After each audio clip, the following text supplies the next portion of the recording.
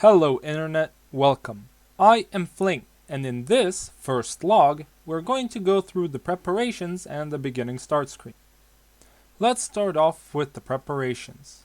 First thing we have to do is download Unity, Visual Studios, and GitHub. I already have all of these downloaded, so I won't be downloading them again. But wait, did I say GitHub? Yes I did.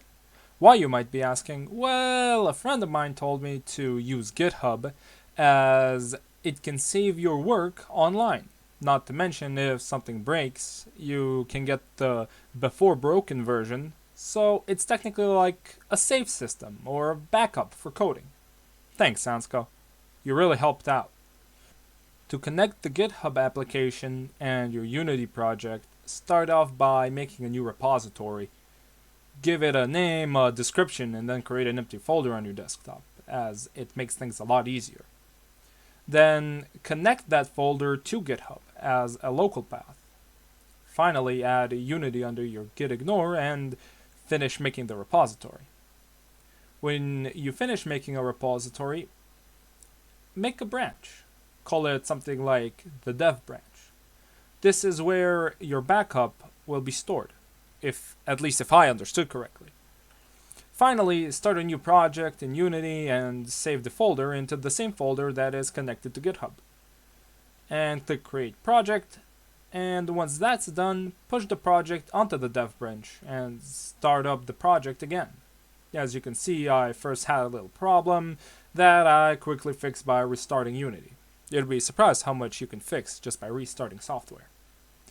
Moving on to the first log, I made a simple title screen, and after doing some research, of course, I added a button, followed up by adding 3 more, and then I created and wrote a script that gets triggered when someone presses a specific button.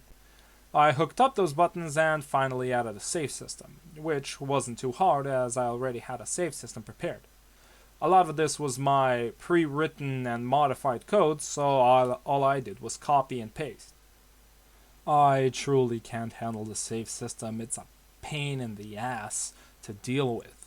When I originally wrote the code, it took me 2 weeks and plenty of tutorials, so this was definitely a great alternative.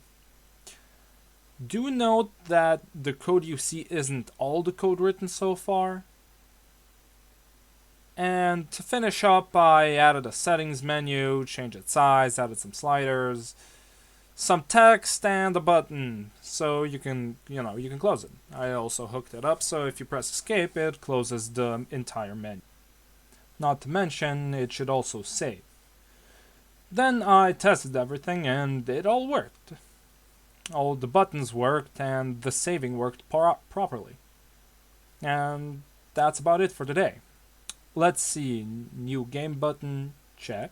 Save system and level button, check. Settings and close button, check. And restart menu, start screen preparations, also check.